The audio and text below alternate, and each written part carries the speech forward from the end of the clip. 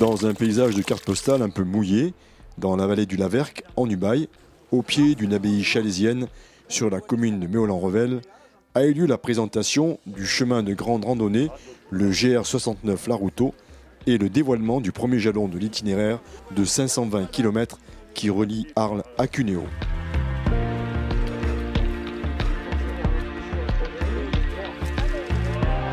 Un magnifique itinéraire sur les pas de la transhumance pour les amoureux de randonnée.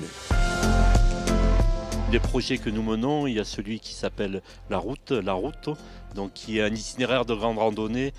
qui relie Arles à Cuneo dans la vallée de l'Astour et qui emprunte ce qu'il reste dans les territoires des anciennes voies de transhumance que l'on appelle chez nous les drailles ou les carrères. Donc, le projet La Route, c'est de créer un itinéraire de randonnée qui vient d'être homologué sentier de grande randonnée, mais surtout de servir de support à beaucoup de valorisation,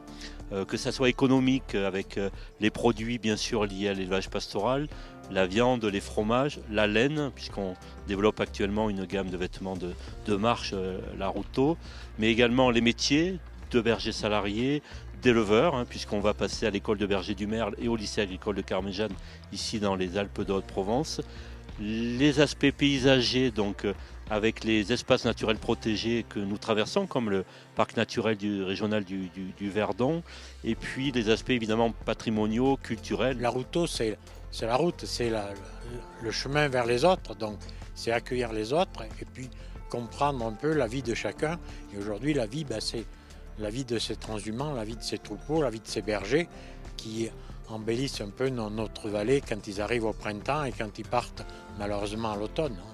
avec leur sonnaille qu'on entend, leurs bergers, leurs bergères. Voilà. Donc, et pour l'association qui depuis le début, disons qu'il faut protéger ce milieu et puis faire du tourisme doux, c'est-à-dire de la randonnée, on est tout à fait dans cet esprit-là, donc de la randonnée, comme l'a dit le président, très démocratique quand même, donc d'apporter nos paysages et notre culture à des gens qui vont venir nous découvrir.